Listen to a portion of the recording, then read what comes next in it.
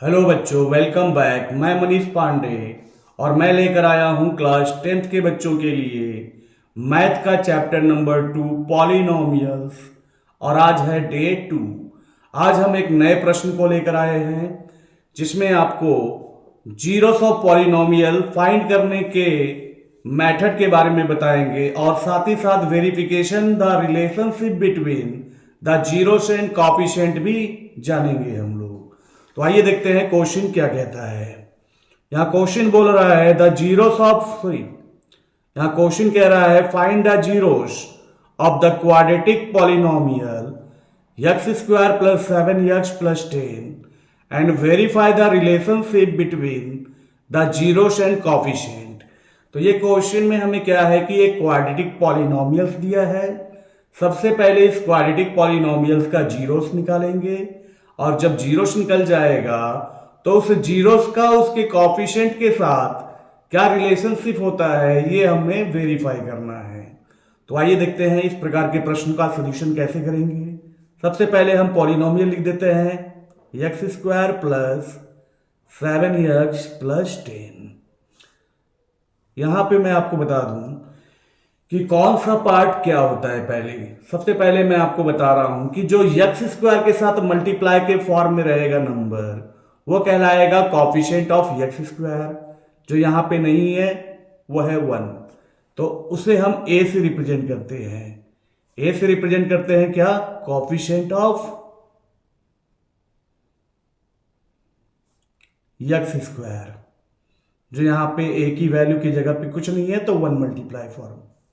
B जो होता है वो होता है कॉफिशिएंट ऑफ एक्स, जो मिडिल टर्म होता है उसके साथ जो नंबर मल्टीप्लाई के फॉर्म में होता है वो होता है कॉफिशिएंट ऑफ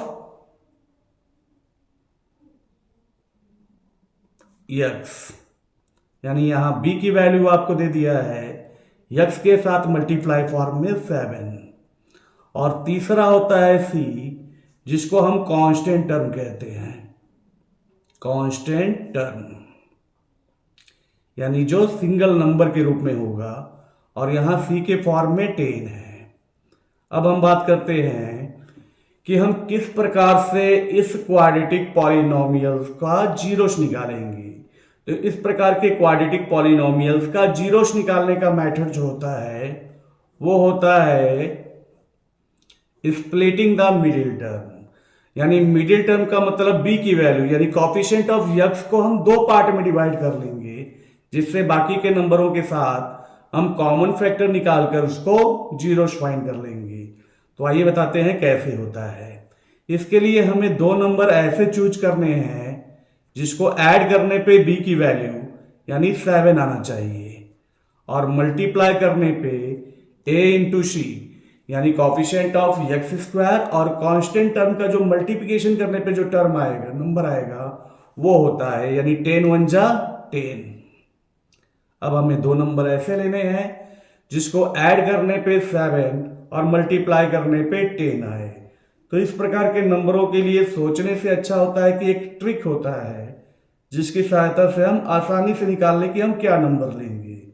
इसके लिए हमें क्या करना होता है कि जो मल्टीप्लिकेशन से नंबर मिलेगा उसका हम फैक्टराइज कर लेंगे। जैसे हमारे पास 10 मिला, 10 का फैक्टर हम निकालेंगे 2 से डिवाइड होने पे 5, 5 से डिवाइड होने पे 1।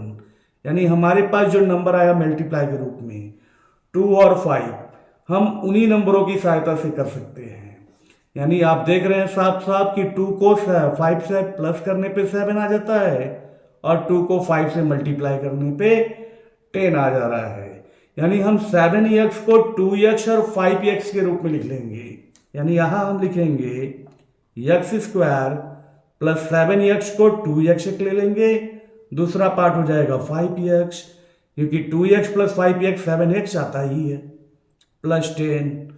अब हम फर्स्ट टू पार्ट में कॉमन देख रहे हैं कि एक्स स्क्वायर और 2x में x कॉमन जा रहा है तो बच रहा है x प्लस 2।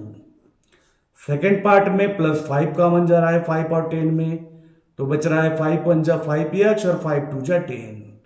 यानी इसमें हमें दोनों पार्ट में x प्लस 2 कॉमन मिला तो यहां बचा x और यहां बचा प्लस 5। ये हो गया फैक्टराइज फॉर्म। और जब हमारे पास फैक्टराइज फॉर्म हो जाएगा तो उसका जीरोस लिखने का तरीका मैं बता रहा हूं, ध्यान दीजिए। जैसे x+2 इंटू x+5 हो गया, जीरोस निकालने का मतलब इक्वल टू जीरो लिख लेंगे। एक बार हम लिखेंगे x+2 इक्वल टू जीरो और एक बार लिखेंगे x+5 इक्वल टू जीरो। यानी यहां x इक्वल टू क्या हो जाएगा, 2 प्लस में है, RHS में जाएगा तो -2। यहाँ x+5 है, RHS में जाएगा तो -5।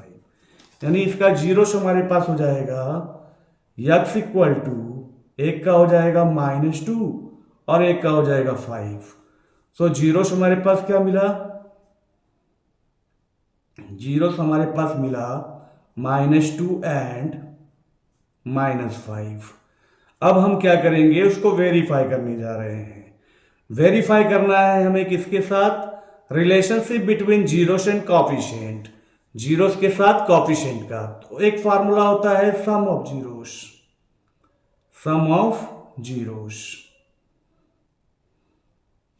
जिसका फार्मूला होता है माइनस कॉफिशिएंट ऑफ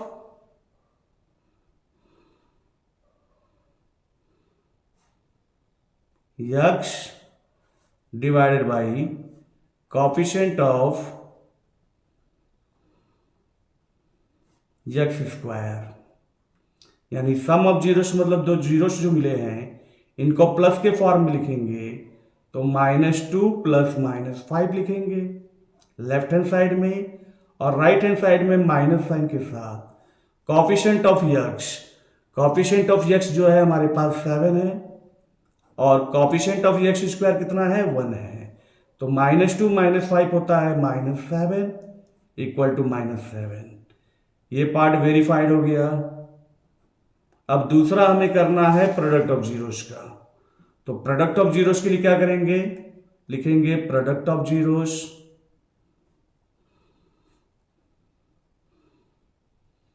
जिसका फॉर्मूला होता है प्लस में constant term divided by coefficient of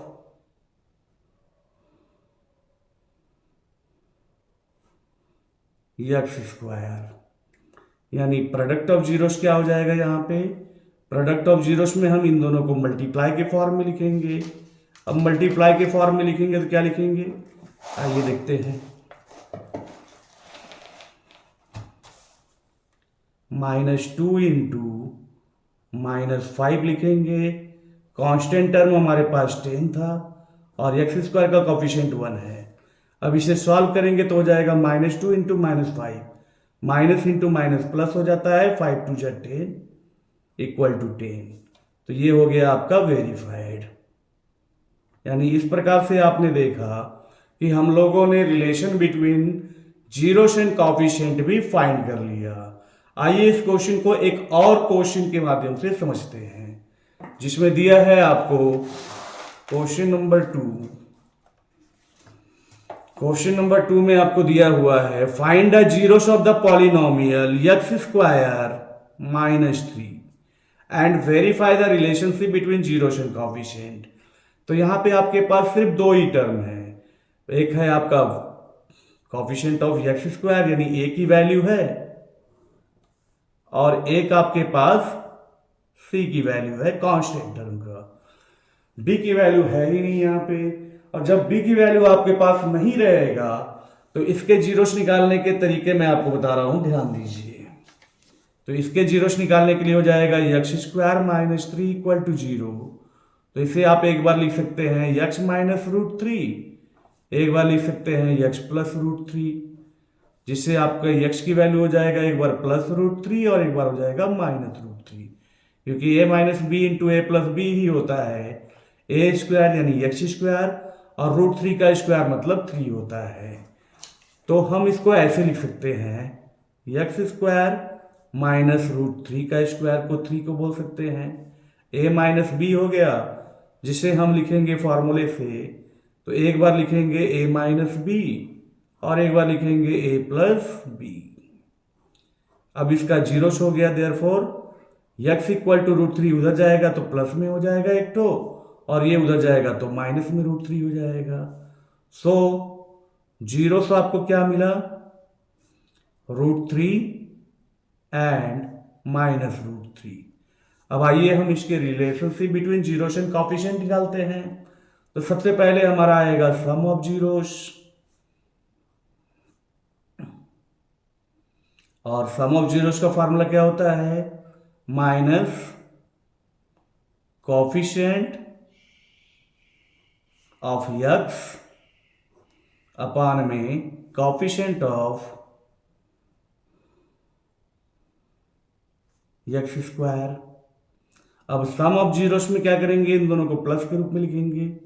तो एक हो जाएगा √3 प्लस में प्लस माइनस √3, और यहां पे x का कोएफिशिएंट है ही नहीं हमारे पास, दैट मीन्स b = 0 है। तो -0 अपान में x² का कोएफिशिएंट 1 है, तो ये प्लस √3 और माइनस √3 कट के 0 = 0 आ गया। ये हो गया वेरीफाइड। अब हम प्रोडक्ट का भी देख लेते हैं रिलेशंस। तो लिखेंगे product of zeros equal to constant term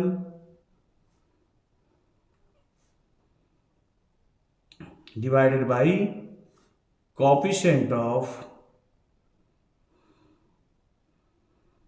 x²। तो प्रोडक्ट ऑफ जीरोस में एक हो जाएगा √3 इंटू एक है minus √3 equal to constant term आपके पास है कितना, -3 डिवाइडेड बाई कांस्टेंट टर्म आपका कोएफिशिएंट ऑफ x² है 1। तो √3 इंटू √3 3 होता है, और plus into minus minus sign आता है, RHS में भी माइनस साइन आया, तो -3 = -3 हो गया। तो ये भी आपका वेरीफाइड हो गया। तो इस प्रकार से आपने देखा कि किसी भी पॉलिनोमियल्स का जीरोस फाइंड करना होगा तो आप कैसे जीरोस फाइंड करेंगे, और जीरोस फाइंड करने के बाद कैसे हम उनको वेरीफाई करेंगे रिलेशनशिप बिटवीन जीरोस और कोएफिशिएंट को, ये भी आज हम लोगों ने देख लिया। अब कल हम आएंगे चैप्टर नंबर 2 पॉलिनोमियल्स के नेक्स्ट टाइप के क्वेश्चन के साथ। तब तक के लिए धन्यवाद।